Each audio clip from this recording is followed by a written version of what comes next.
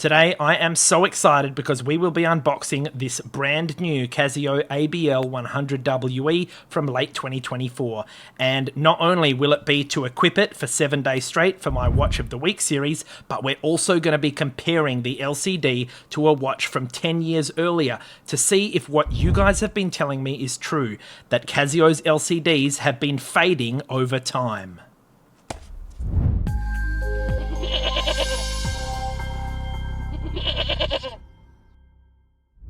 Now, a lot of you guys know that amongst my massive collection of 30 to 40 watches, the majority of my Casios are older retro models like this A158W or this A500W from 2014. Well, apparently the LCD issue only occurs for the more recent Casios, and the latest Casio in my collection is from early 2024, this WS1700H, which had some issues of its own actually, and you can check the full review for that one here. But today, this watch is from late 2024, and I really believe that this might have the issue you guys have been telling me about. So without further ado, let's crack into it. There it is. Interesting packaging here. I've not seen this before. They've got a little cardboard little display stand for it there. Let's get it out. There it is, the ABL-100 WE. These are some of the functions we've got. Oh, step tracking. And Bluetooth, that's going to be huge. And here it is. Oh yeah. Now, right off the bat guys, let me know, do you think this LCD is faded? Because if so, this is going to be an epic flaw. So taking a look now, it doesn't seem too bad, but let me just... Oh, so I'm looking at it now off the camera, and let me see if I can show you. At certain angles, which is basically straight on actually. Let's move you down. It does seem to fade a little bit. Okay, let's take off the A500W, by the way, which was a fantastic watch review, a very favorite of mine. You can check that one out here. And do a bit of a side-by-side here. What are your thoughts, guys? In my opinion, the A500W on the left here, not only are the digits bolder and thicker, but I really do think that they are a little bit less faded than this brand new ABL-100. So there you have it, guys. We'll do some more comparisons later, but let's keep going with this new watch. So, as I said, I will be wearing this for 1 week straight for Watch of the Week, but first let's go through some of the features that it has to offer. Now, I haven't done any research on this, guys. All I know is that it has this Bluetooth and we do have the step tracker. I wonder if that's what that bar is for at the top, or if that's simply an animation playing along there. So let's go through some of the modes we have here. We have a stopwatch. Wow, that's a very unusual format, actually. Let's have a look at the stopwatch on the A500. There you go. Look at that. So we've actually got some extra digits for the stopwatch here, which is really cool. And you know me here at the channel, I'm going to start this and try and land it on exactly 10 seconds. And if we do, you have to ram that like button. So here we go. 7, 8, 9, 10. Oh, 10:04. That's pretty impressive, guys. Like that video. So, let's keep going through the functions here. REC. Could that be received? Because remember, this is a Bluetooth watch. I'm not actually sure.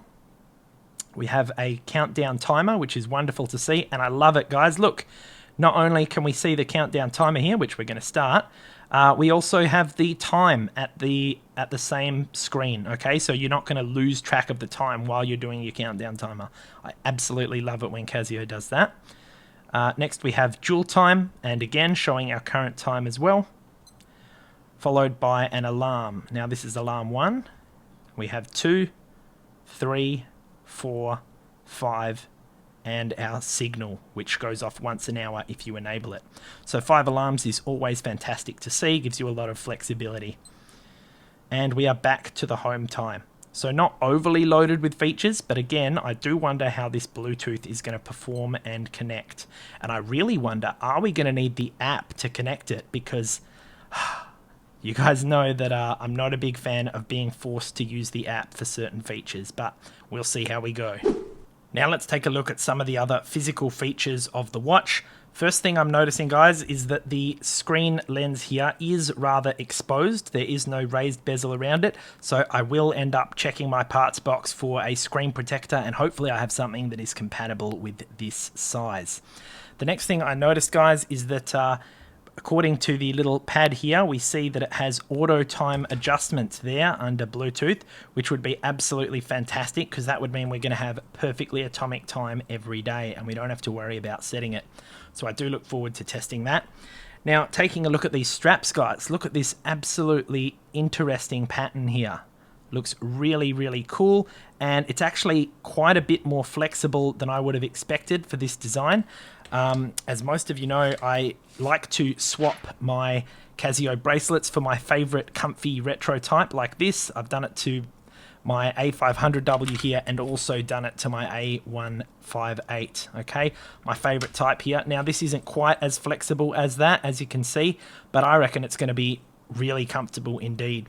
So we're going to bang this on for a wrist check to find out, but just before we do, let's give the backlight a test, okay? So get all of these lights off, and I presume it's got to be this top right button here. 3, 2, 1. Boom. There you go. Now that is a very thorough and legible backlight, and you're going to have no problems reading this in the dark. And also, look, you can see one of the LEDs at the left there. Is there one at the right? No. So all of that's coming from a single LED. Really impressive there. So let's get it on for a wrist check. Okay, and I noticed there's a bit of plastic here, which I think we're going to have to remove. So to raise these up, you can use a screwdriver or a spring bar tool. There we go. I've just got a little flathead screwdriver. Super cheap one. Look, you can see the plastic molding on this. It must have came free with a bracelet. Either way, you just get that under there and you lift it up like this. Or even like this, to be honest. Now, it honestly seems like that plastic is preventing it from sliding. So maybe we'll have to peel that up first. Is it trapped under there?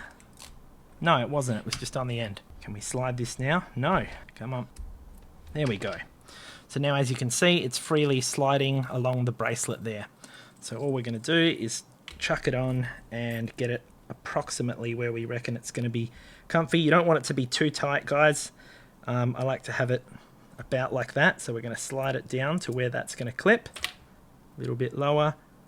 Flip this part down and then put some pressure.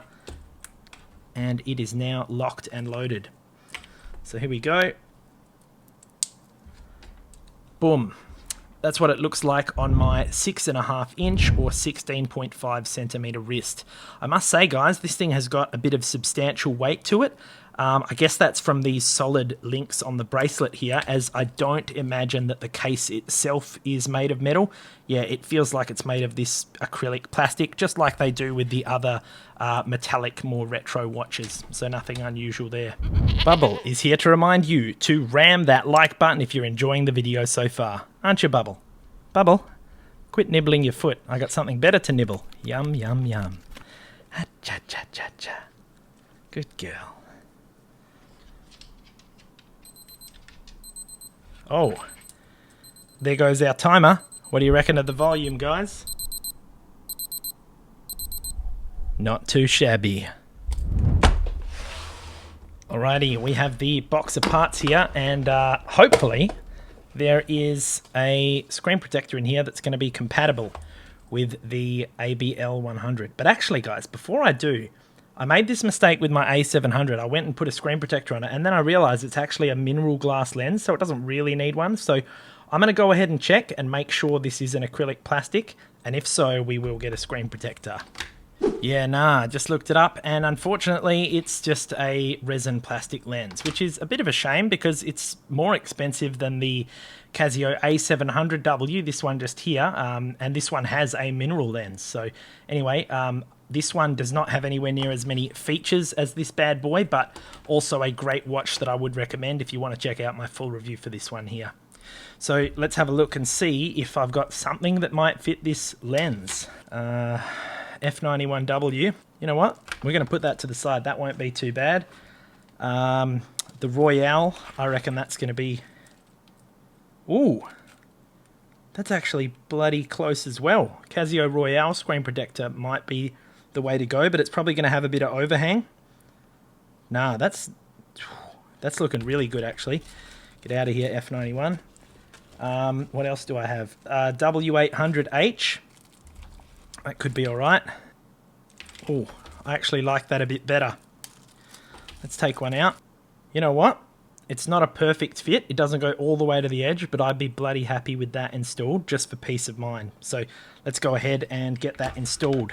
So we'll give our lens a bit of a wipe here. Make sure we got nothing on there. Take our little protector and we peel off the back section like so, and use our little tab here to just position this exactly how we want it. You can just kind of use your thumb to line it up a bit before you drop it down. Beautiful. All right. So now we'll press it down, make sure there's no bubbles. Peel off the top. Bingo! There we have it, guys. So I feel much more confident about wearing this for 7 days, knowing this lens isn't going to scratch so easily. So, by the way, I would highly recommend picking up some screen protectors at genie.us/protect. It has all the most common models, all right, that I basically use for all of my Casios. So feel free to scan the QR just here. And I'll leave links to everything else in the description for you below as well, guys. Oh, yeah. So let's do a bit more comparison of this LCD fading issue, because I know it's super important to you guys. But just before we do, if you are impressed with the ABL-100 and you want to pick one up, scan the QR just here or head to genie.us/ABL-100. And all of the watches as well that you see here, along with this watch, will be in the description for you as well. So getting back to the comparison, you saw me do the side-by-side with the A500W. Now, check out this photo I'm about to show you guys. Check it out. This was at my local watch store, and that really opened my eyes. To me, it seemed that the difference in LCDs was quite staggering, okay? But however, in person, it's not as noticeable, all right? That's my opinion. I don't think it's as noticeable as some people are making it out to be. Or is it that this isn't the right watch that has this issue? One of the watches I've seen some people mention, Fratellini was posting pictures of a newer G-Shock which had a massive fading issue. So maybe late 2024 is still okay, but you know, some of the more recent G-Shocks definitely have this issue. So let's compare it to the A700W. I guess there's a bit of difference. Yeah, actually, yeah, it is a bit faded, isn't it? Even at a slight difference in viewing angle, so that's a bit disappointing. A158 here. Wow, well, it's look at the ghosting on the screen. See how you can really see the unlit digits on the LCD there? So guys, this is starting to raise the question, has Casio cut costs on their LCDs now? Like, maybe they have, maybe that's what's going on. And then yeah, this is the early 2024 watch. Actually, it might have been late 2023. The WS1700H. These are looking quite similar, to be honest. Yeah, not really a big difference there. But I'm really curious, guys. Let me know your thoughts below. Have you experienced any of the faded LCD issues? And please let us know which model it has occurred with, because that would be really helpful. Well guys, faded or not, I must admit I am super excited to have this retro beast on my wrist for the next 7 days as part of my Watch of the Week series. So really looking forward to it. I'll be wearing it for obviously 7 days in a row, and during that time I tend to write down my thoughts and gather my feedback into a full review for you. So make sure you are a subscriber so you don't miss it when that one comes out. And to be honest, I might be taking it a bit easy while I'm wearing this, guys. Like, usually I try and wear it to volleyball and out and about, but I've actually got an operation coming up in a couple of days, so this watch will be my companion in hospital, all right? So I'll let you know how it goes, but let's put it this way, the step count might not be that high. A massive thank you to our Goat Crew channel members for supporting the channel, you absolute legends. Here's a link to our Instagram page. Come and follow me there for cool wrist check photos. Here's our Watch of the Week playlist so you can catch up on previous episodes of this series, and here's some more great content for you to watch next. Thanks for watching, and I'll see you in the next review. Hello, Bubble.